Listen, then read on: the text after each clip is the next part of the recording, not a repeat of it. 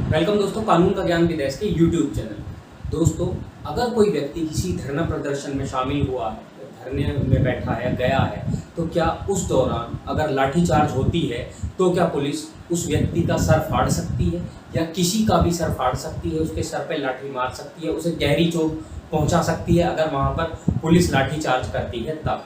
तो दोस्तों, आज इस वीडियो में मैं आपको उसी से रिलेटेड लॉ बताऊंगा कि लाठीचार्ज में पुलिस कितनी जो फोर्स है वो यूज़ कर सकती है उपद्रवियों पर।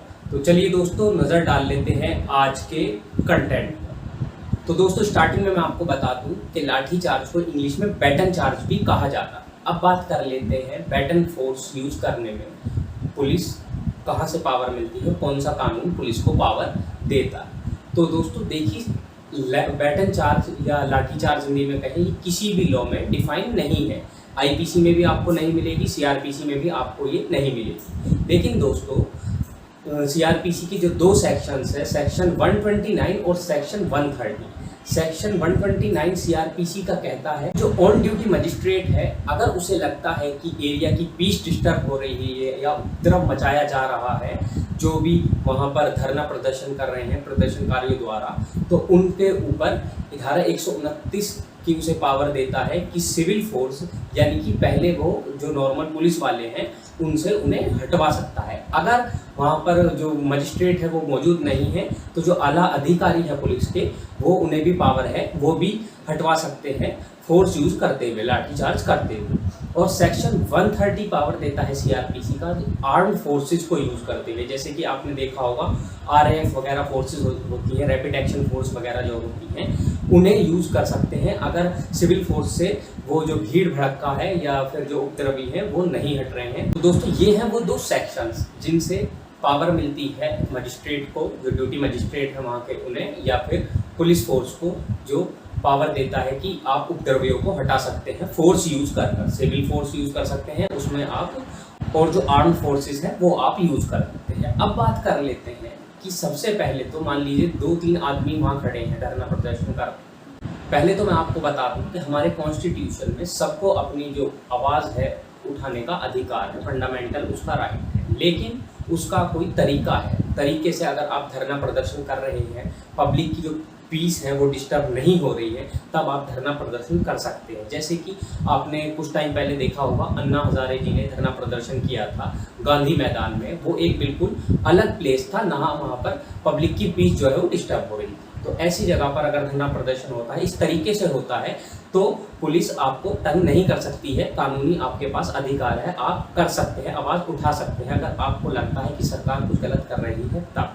लेकिन ये जो लाठीचार्ज है कब हो सकता है? देखिए, पहला तो मैं आपको बताऊं, अनलॉफुल असेंबली, यानी कि जो एकत्रित लोग इकट्ठा हुए हैं, वो जो असेंबली उनकी हुई है, 5 से ज़्यादा लोग इकट्ठा हुए हैं, और उनका जो मोटिव है, उनका सिर्फ मोटिव ये है कि जो वहाँ की पीस है पब्लिक प्लेस की, यानी कि शांति है, उसे वो भंग करना चाहते हैं, चाहे वो क्रिमिनल फोर्स यूज करके हो या वहाँ दंगा फसाद करता। तो ऐसे केस में लाठीचार्ज किया जाता है। लेकिन दोस्तों, लाठीचार्ज करने से पहले तो उसमें एग्जीक्यूटिव जो मजिस्ट्रेट हैं, यानी कि जो वहाँ पर ड्यूटी मजिस्ट्रेट हैं, उन्हें ये लगना चाहिए कि उस प्लेस की शांति भंग हो रही है।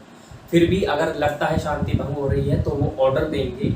जो असेंबली के पीपल्स हैं, मान लीजिए जितने भी लोग वहाँ बैठे हैं या जो भी दंगा फसाद करना चाहते हैं, उन्हें ऑर्डर दिया जाएगा कि आप यहाँ से चले जाइए, वरना पुलिस आपके ऊपर फोर्स यूज करके आपको अरेस्ट करके जेल भेज देगी। अगर वो फिर भी नहीं मानते हैं और ऑर्डर को इग्नोर कर देते हैं, चाहे पुलिस ऑफिसर जो आला ऑफिसर्स हैं वो ऑर्डर दे रहे हैं या मजिस्ट्रेट है वो ऑर्डर दे रहे हैं, अगर वो ऑर्डर को इग्नोर कर देते हैं, तब कानून कहता है कि लिटिल फोर्स या लिटिल इंजुरी आप कर उस भीड़ को हटा सकते हैं, उन उपद्रवियों को वहाँ से दूर कर सकते हैं। अब जैसे कि मान लीजिए कहीं झगड़ा हो गया, काफ़ी उसका हीनियस, उन्होंने जिन्होंने झगड़ा करा उन लोगों ने काफ़ी तोड़ फोड़ मचा दी या नुकसान कर दिया पब्लिक प्लेस का, बसों में आग लगा दी, तो ऐसे केस में जो पुलिस है वो यूज़ कर सकती है फोर्स।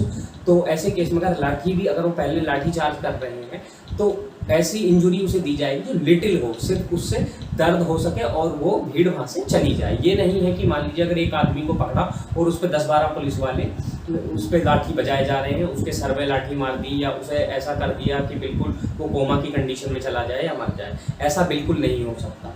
लेकिन हाँ दोस्तों, अगर आप नेशन के खिलाफ कोई काम ऐसा कर रहे हैं, जो क्रिमिनल फोर्स आपने यूज़ करी, आप उल्टा पुलिस पे गोलियां चला रहे हैं या फिर जो आर्म्ड फोर्सेस हैं उन्हें आप नुकसान पहुंचा रहे हैं या आप आग लगा रहे हैं, दंगा कर रहे हैं, फिर भी आप नहीं मान रहे हैं लाठीचार्ज से, तब आपके ऊपर जो है ज़्यादा से ज़्यादा फोर्स जो है पुलिस यूज़ कर सकती है। पुलिस को पावर है, जो आर्म फोर्सेस हैं उन्हें भी पावर है कि आपको अरेस्ट कर जेल भेज सकती है। लेकिन अगर नॉर्मली अगर वो दंगा वहाँ से लाठीचार्ज से हट सकता है तो पुलिस को सिर्फ इतनी पावर है कि थोड़ा बहुत उसे फोर्स यूज़ कर लिटिल इंजरी देकर वहाँ से हटा सकती है। ये नहीं किसी को पकड़कर खूब पीटे या उसका सर वर फाड़ दे। तो दोस्तों, देखा आपने कि जो पुलिस है वो लिटिल इंजरी दे सकती है अगर लाठीचार्ज कर रही है या फिर जो सिचुएशन है अंडर कंट्रोल में है।